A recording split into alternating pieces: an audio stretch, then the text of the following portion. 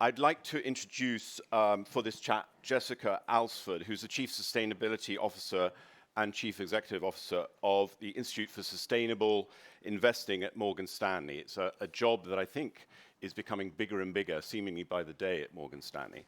And what's interesting, I think Morgan Stanley have been focusing their sustainability efforts on the water, food, climate nexus, an area that requires really immediate prioritization within corporate agendas, not just because it covers the basic human needs for access to food, clean water and sanitation, but also because the solutions designed to address them have the potential to unlock a great number of opportunities for climate action. So what we're going to be exploring today with Jessica is the role financial institutions can play in the development and the deployment of these innovative solutions, moving them from the innovation stage to the activation stage, which is a lot of what we want to talk about, have been talking about the last couple of days, moving innovation to activation. So with that, Jessica, let's start, if we can, with the big picture. Let's start with reflections on COP26 and what was the most significant outcome in your views. Yeah, big question to start. Yeah. So, and there was so much anticipation, I think, going into COP26, more than we'd seen for any other climate conference previously. And I think that really reflected just how climate has become a mainstream topic now, whereas perhaps previously it was seen more on the sidelines in a niche area. Clearly, there are lots of big announcements, whether it was the methane pledge, the deforestation pledge, all of which were super important. But actually, I think that one of the announcements from IFRS on the International Sustainability Standards Board, so the launch and the awareness that actually we need to come up with a global approach for how we're actually going to measure sustainability, but particularly climate. And I think this is incredibly important because until we actually get some sort of common agreement about how to measure climate impact, how to measure emissions, we're never going to be able to make the same amount of progress if we haven't got everyone moving in the same direction. And at Morgan Stanley, we are working part of PCAF, so the Partnership for Carbon Accounting Financials. We are members of the Net Zero Banking Alliance.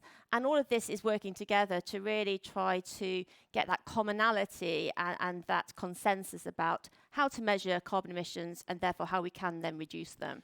And on that point, because we spoke about that yesterday, there's a debate about ESGs. And how far away are we from getting that commonality, do you think? I think there's absolutely a desire. I think the difficulty is that because ESG has grown so quickly and organically, that there are different frameworks out there, all of which have a purpose and are fantastic in their own right.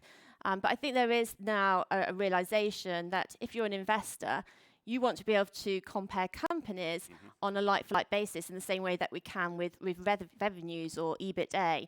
You don't want to have to be trying to work out what does this carbon metric actually mean. So I think everyone is now aligned in realizing we need one methodology for measuring. Right. And government are aligned with that, do you think? I think it's more of a private sector strategy or initiative, to be honest. I think there's clearly government interest and government support, but I think there's other types of regulation and approaches that are gaining momentum. Great. I mean, it's such an interesting topic that we can probably go on all day, but let's move to, I'd like to, if you could explain the nexus of water, food, climate, and why effectively addressing it at scale is one of the keys to activate or solving the climate crisis. Sure, and maybe we'll take the three separately to begin with. So if you think about food, for example, so already 30% of food is wasted, and yet there are billions of people that don't have sufficient healthy food. Population, we're going to have another 2 billion people on the planet in the not too distant future. And so how do we actually find the land to actually be growing food? Food is also a huge emitter of carbon. The whole food system is representing almost a quarter of carbon emissions globally. There's a lot of focus on energy, and rightly so, but there are other types of carbon emissions as well. You then have water, where again, 2 billion people on the planet without access to clean water and sanitation. Demand for water is only going to increase, and yet only 3% of the water available on the planet is actually fresh water and can be used. And then climate, which everyone is aware of, and clearly that's a huge challenge on its own. If you then think about how the three are all connected, as I said, food, huge emitter of carbon, carbon leading to climate change leading to changes in the hydrological cycle. So you're going to get drought in areas where you didn't have drought before. You're going to get flooding in other areas. And water that's then needed for agriculture, and therefore putting more pressure on the food system. So we really need to think about how we can solve all three of these challenges if we're going to actually make the right kind of progress. And this is the real focus for Morgan Stanley, it's this area. So climate change and these three interacting is absolutely a massive part of what we're focused on. We're also doing a lot of work on circular economy and on inclusive growth as well. And I think it's important that the climate and environmental issues, again, are not looked at in a silo, but recognise the social implications, again, of the solutions to make sure we're not solving on one side, but causing another issue on the other. Yeah. So then what role can financial institutions play in the development and deployment of large-scale innovation? I mean, this is a thing that I think occupies so much of our attention now. We've spoken a lot about the solutions, the technology seems to be there, but how is it going to be implemented? And how can the financial institutions aid and abet that? Absolutely, and I noticed at the end of the last session, someone was talking about the fact that it is about investing in solutions, and that's absolutely how we're thinking about it. How can we actually help to mobilize capital towards some of these solutions? So climate solutions very well known, like renewables, like electric vehicles, green hydrogen, carbon capture and storage is making huge momentum. On the water side, actually pretty tricky, but things like desalination. So in Chile, where the mining industry is now required to actually invest in desalination because of the water issues in that country. And then on the agriculture side, how do we make more sustainable food? And so this could be technology like precision agriculture, smart irrigation, but I think also some of these really interesting technologies such as vertical farming or alternative meat products. And it's really about the financial system helping to mobilize that capital to invest in these new types of innovation and technologies, which may be small scale today, but it's about how we can quickly gain scale and make them real solutions for these sustainable megatrends. And do you think that the financial mechanisms are there to deploy that capital? We heard earlier that there needs to be $1 trillion deployed every year now. Do you think the financial mechanisms are there to do that? So certainly we see that there's a huge amount of desire amongst investors, whether it's individuals or large-scale institutional investors, to put capital to work in these areas. So as much as there's a huge amount of focus about moving capital away from the more sort of high carbon intensive industries, actually I've really noticed over the last few years a change in that narrative, which is becoming much more positive, much more optimistic, and saying, okay, well, we can't just get rid of the high emitting business models. We actually need to find the solutions, and it's our responsibility to try and actually deploy capital and put it to work. If you look at the capital markets, there are specific vehicles like green bonds and sustainability bonds, which are directing capital towards some of these projects. And the space is changing all the time. And I think what's important is that there's the desire to deploy capital, and we're starting to see that happening. Yeah, and one of the things that I remember distinctly up in Glasgow was the sense from the business community that there's a huge amount of capital that's ready to be deployed, but that government need to step up and help de-risk some of that in order for it to happen. Do you have a view about that? I think certainly with any of these issues, it's not easy to solve, and therefore you need the partnership on the public and the private side. And I mean, think about something like a carbon price, for example. In Europe, in the UK, we have a carbon price. That is another mechanism by which you can actually make the newer low carbon alternatives more affordable compared to the incumbents. So Absolutely, the public sector has a role to play, but we're really seeing the private sector taking a lead on it as well. So yesterday we had a really interesting session here about sustainable fashion, and we were talking about water intensity and the use of water in the fashion industry.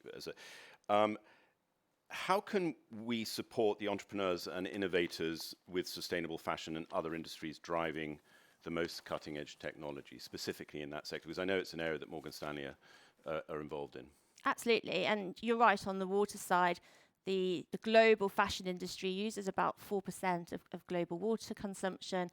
That's expected to double over the coming decade because of just the amount of fashion that is being produced. And if you think back over the last 10, 20 years, you've seen clothing becoming more affordable, so consumption has just rocketed. And so that requires more cotton. Cotton is an agricultural crop, clearly, that then requires water. So there's a huge amount of work being done to rethink the fashion industry, as you say. Now, this could be in case of how can we actually keep materials in circulation for longer. So that could be either resale type of businesses, it can be using recycled fabrics. You've also then got the aspect of trying to come up with alternative materials. So we heard from some fascinating fashion designers a couple of nights ago, just about, for example, alternative leather products. And I think seeing all this innovation that's actually happening in the fashion industry, which should then hopefully come at scale.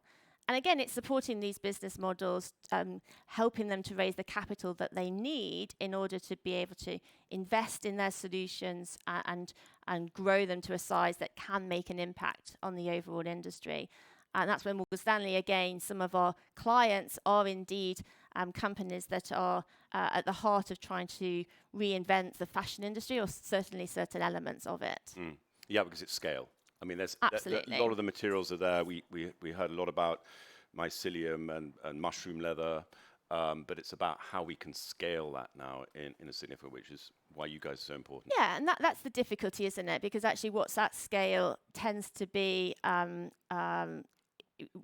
how you're going to make the biggest impact. So coming up, as you say, with mycelium or an alternative product, it is fantastic, but it's how do you actually make it at the right price as well. Yeah. So I think reducing costs in order to then make it possible to have it at scale. Yeah. So what can they learn from existing initiatives and the ways in which the water, food, climate nexus is being addressed right now in terms of the fashion industry generally and just cutting edge technologies? And I think almost the hope that we've seen, and it's not that distant, that much of a distant memory, that EVs were seen almost a little bit as a dream, that actually you could have a car that had the right mileage, and that was based on renewable energy as well. And so I think actually some of the solutions that we've seen in place to solve for the climate crisis have required that capital, the innovation, and have achieved that cost reduction and that scaling. And so I think that hopefully gives hope that for some of these other sustainability challenges where so much work is being done to be innovative, to spend on R&D, to think in different ways, that actually you can achieve that reduction in cost and that scale in the future. So Jessica, I'm going to ask you a bit of a personal question here, off base, because you're really at the heart of this, working for one of the world's major financial institutions. You've got a big job, working with a lot of very smart people in this sector. How optimistic are you when we're looking at this challenge that we all face, this existential challenge? Actually, you have, I don't want to put too much pressure on you, a massive responsibility. Big financial institution, a lot of capital to deploy. When you're looking at all of this in your research and thinking about it strategically, do you feel optimistic about where we're going, or are you filled with fear? I'm very optimistic. Now, clearly it's not easy, but I think what we have to do is not necessarily look day by day, but look at how far we've already come. So I started our sustainability research team at Morgan Stanley 10 years ago. And at the time, that was viewed as being quite a sort of left field, slightly unusual niche area. Fast forward to today, and actually sustainability research teams are very common across financial services. But also it's been embedded into the different business units at Morgan Stanley, whether that be banking, investment management, wealth management. Our central sustainability team has more than doubled in size over the last few years. And why is that? It's because actually there's a recognition that a huge amount of effort needs to be put into solving some of these challenges, but also that there is this opportunity that we can deploy capital at scale. We have a $1 trillion target for mobilizing capital to help to solve some of these many sustainability challenges, of which about 2/3, 3/4 is going to be going into low carbon solutions. So I think now there's much more of a consensus and actual action and not just talking about it. It's good to hear. So generally optimistic. Of course. Yes, of course. But let's talk about the institution generally. Can you give us a sense of what Morgan Stanley's future sustainability plans are as an organization, as an institution? And more specifically, how do you measure your own progress against the goals that you're setting yourself? Absolutely. So I would put it maybe into 3 buckets. So the first bucket is, how do we help our clients? We want to help our clients, whether they are corporates, whether they are asset owners, asset managers, to really enable them to achieve their sustainability goals and participate in this transition. And so, as I mentioned, we have a fantastic central sustainability team, but it's also really embedded into all of our different business units. So they are knowledgeable about sustainability, and they are helping our clients to find the best solutions that work for them. The second part is then our own sustainability. So where the $1 trillion target of mobilizing capital that I mentioned relates to the first bucket, our own sustainability is we're also trying to reduce our own emissions and make our operations more sustainable. And as part of that, we have net zero financed emissions targets for 2050, but also interim targets for 2030 as well. And then the third pillar is actually about us looking outside to the broader financial services industry, to the broader economy, and thinking, how can we be a leader in this space? So a lot of work on thought leadership, on building capacity in the industry, because we really want to be helping to drive this overall approach to sustainability, to stopping climate change, and that whole transition. So it's helping other big corporates get to their pledges. Absolutely. And so another thing I heard very much in Glasgow when talking to CEOs who had gone public with pledges, whether it was by 2030, 2035, or whatever it was, a lot of them admitted that they could see the pathway to getting to 60% of the goal, 70% of the goal, but they didn't know quite how they get to the rest, but they would figure it out. Is that the same with Morgan Stanley? I think we've got, 30 years, just less than 30 years until we get to 2050. If you think about how quickly technology changes, we're going to be in a very different place in 2050 to today. I think there's a realization or an acceptance that it's not going to be a straight line, and particularly in today's world where there are new challenges afoot with the energy transition.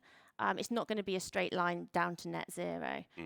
So I think actually setting shorter term goals where you can actually see the pathway to achieving them is fantastic, but still having that North Star of wanting to get to net zero by 2050, investing in the technology so that actually by 2030 and beyond, there will be new, more affordable solutions that everyone can then deploy for the next stage of the decarbonisation. Great. We've got just over 5 minutes left, so I want to leave some time for questions. Have we got some questions? There's one there, there's one here, and there's one there. I'm not as agile as Isha, who took 20 questions at the same time, so I'm going to take them one at a time to begin with, and then we'll see how we go. We'll start over here. Mike. Hi, thanks. Katie Roxburgh from Atlanta and Campaign for Nature. One of the things you touched on earlier in your conversation was this idea of the mushroom leather, for example, and scaling solutions. But is the idea of scaling not the problem? Like, should we not be looking to combat consumption and this constant need for things rather than looking for solutions that just create the same problem further down the road? Yeah, I mean, absolutely, consumption in itself is part of the problem. So that's where talking of some of the examples I talked about, like the resale markets or using or rather than seeing it as waste, seeing it as a new type of resource absolutely comes in. By scale, I don't mean additional consumption, but just replacing it. So the example of the mycelium, how can we actually reduce the dependency on cows for leather and replace some of that leather that's being used with these alternative products? But absolutely, I think it's reducing consumption as much as possible. But clearly, that's probably one of the biggest challenges, given the human desire to be buying new fashion trends, for example. But as I said, I think some of the conversations we had the other day were really hopeful in terms of that these challenges are being addressed. If you can buy mushroom leather, the impact, even at scale, the impact on the benefit for the planet is significant. So I think that's the advantage of scaling. There was a gentleman behind you who had a question. It's James Morris from PwC. I just wanted to ask you a question about innovation, which you talked about. We published a report last year looking at venture capital and private equity investment in innovative technology, and found that roughly 80% of the investment is going into tech that has just 25% of the emissions reduction potential. So it's a lot of it's going into transport. It's going up across the board, but it's quite focused. I just wondered how you thought about the sort of portfolio of investment in kind of early stage in innovative technology, and whether you're seeing yourselves sort of sucked into particular sectors, or whether you found ways to look across the whole range of technologies that are needed for the future, and whether there are public policy or other steps that you're looking for to de-risk it, as you mentioned earlier, and make it easier to invest in innovation. That's a very interesting question. We're about to compete with Pineapple Studios behind us. So, yeah, absolutely. You need to address that full range, and we do look at all the industries. As I said, we've got this $1 trillion of capital target, and we are looking at a range of different problems and therefore solutions. Clearly, one of the issues is, though, about which technology is the most viable, and so there's an element of being a little bit restricted depending on that. But you're right, we need to think about more broad solutions and not just all be targeting the same small group. There was a question here, this gentleman here. There's one at the back as well. So we'll go, you and Madam, you afterwards. Thank you. My name is Murat Suner. I'm one of the co-founders of Fair Planet. We are a social enterprise, and we research and report about social and environmental issues of communities around the globe. And we work to encourage and mobilize people to become part of the solutions as well as institutions. In regards to the optimism you were articulating, as Morgan Stanley, I hope I didn't miss that information, but how much of your current capital deployment would you consider as green, and what is your expectation in terms of time that you could scale that up to ideally 100%? So, I mean, I think interesting question, what do you define as green? And I think if you look at the EU taxonomy, for example, which is becoming more widely used in terms of green, you need to think about the transition towards green. You need to also think about businesses that maybe don't fall in either the green or the brown category, but are still useful stars of capital to be deploying. I think our role is certainly to be supporting companies as they become more green. But as we've talked about, the transition takes time, and we have to be realistic about the needs today for different types of products. The $1 trillion capital that I mentioned, 3/4 of that is for low carbon solutions, and then the other quarter is for a broader range of sustainability topics. But yeah, absolutely, green is becoming a much more important part of our overall capital deployment. I think we've got time for a couple more questions. Should we go here? Hi everyone, my name is Nina Marenzi. I founded the Sustainable Angle and the Future Fabrics Expo more than 10 years ago. In terms of solutions from the fashion sector, we've just had a 2-day event showing 10,000 textiles with a lower environmental impact from hundreds of companies. The solutions are there in fashion, the textiles do exist. It comes from regenerative agriculture, from holistic farming practices, mycelium, yes, we had lots of that. Next-gen solutions such as agricultural waste. The solutions are there. What is needed is investment, so we can do this at speed and scale, and we need to have regulation. And is there a question, though? I wanted to say yes. So how many people in this room have actually looked at fashion and textiles as an investment opportunity from a sustainable angle? So that's my role to ask that question. So I'll repeat. Sorry. So no, that's fine. Do you want to, audience, respond? How many hands up? I see 2 hands. 3, 4, 5. So okay, I don't know what that percentage is of the room, but is that impressive or not? It's good. Okay. Well, I think we need to probably do more. We have another. There's a question here behind the pillar, hiding. Hi, sorry, it's Emma Chenoweth from Oki. Yeah, you mentioned in your one of your answers about the price for carbon. I wondered if you thought that was a good thing. Has that been a positive thing? And whether or not there could be prices for other things that impact sustainability, like human rights or pollution, whether or not prices could be used for that. And just if you've got time, a point of clarification. For the ESG response, I thought there was regulation for ESG, and certainly coming in from the EU to standardise how companies were to report by 24. So I was surprised you said it was not standardised, but I don't know much about it myself, so sorry. So let's take two. I could answer that second question first. So absolutely in the EU, you have this SFDR regulation for asset managers. You've got the corporate disclosure regulation coming in. My point on not having standardisation was more globally. So every region and different countries are taking their slightly different approaches. And as taxonomies and frameworks are developed, we just need to make sure that they are aligned. I've forgotten the other question was, I think I'm right in saying it was really on how price, that's right, on price carbon. and how you measure, yeah. And I think if you look at the EU as a good case study, then since the introduction of the EU emissions trading scheme, you have seen a steady decarbonisation of the power system, for example. And I think pricing carbon, it just helps to make the incumbent technologies more price comparable until they gain that scale and that cost reduction on their own. I think it's a really interesting point to think about putting a price on other types of externalities. And certainly in my research over the last decade, that's one of the considerations we've had, is how do you put the cost of sustainability into a company's P&L cash flow?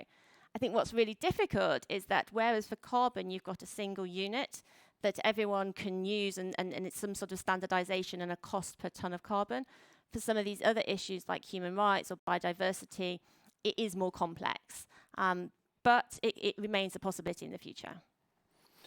To be watched. We've got time, I think, maybe for two more questions, or maybe for one more question, but let's wait. The gentleman here, and then you afterwards. Hi, I'm Will. I'm a geography teacher and head of digital learning and permanently conflicted son of former oil executive. My question is really about where the trust should lie. I mean, do we think Morgan Stanley's primary driver remains making profit, and therefore do we have to wait until categorically green is more profitable, or do we really need leadership from the top and hopefully international agreement to make those companies and those institutions make that transition faster? So do Morgan Stanley really want to make the change themselves, or is their driver still that profit? So hopefully the targets that I mentioned are evidence that we are on the pathway to reducing our financed emissions, for example. And so there is a lot of work being done to invest in green solutions as well. I think we have to be very cognizant, though, and think about the difference of achieving decarbonisation within one company and achieving decarbonisation across the whole planet. And there is certainly a very realistic scenario that you could have lots of individual companies decarbonising, but actually it doesn't result in real-world decarbonisation. So I think there's a supply and a demand issue, and certainly I think the financial system, I think the overall economy, different industries are working to reduce the supply of high carbon emitting products. But until the demand changes as well, you're always going to get this, this difficulty in how you actually achieve real world decarbonisation. So we're just about on time. We're going to, if you could answer your question, but very succinctly. Hi there, Nick Simon from Mackenzie. Last night there was a lively debate here about whether it was too late to educate in the climate crisis. I'd like to ask you, what's your opinion? Do you think it is too late? I'd like to ask whether you think that financial firms are doing enough to educate their employees on what the problems and solutions are for climate. Education is a huge part of what we do. We have our Climate Change University within Morgan Stanley to do exactly that and to help raise that overall level of understanding across our employees. We have our Institute for Sustainable Investing, one pillar of which is thought leadership, to again be publishing research and analysis to educate both internal but also external stakeholders. So I'm absolutely on the side that it's never too late. Thank you. It's never too late. Jessica, I'd just like to thank you for coming up and doing this session today. And I'd like to thank Morgan Stanley generally, because Morgan Stanley have been one of the main pillars of supporting our live climate events, which means that they allow us to come and help finance our live journalism and bringing live climate journalism to a multinational audience all over the world. So we really appreciate that. So thank you. Ladies and gentlemen, please thank Jessica. Thank you.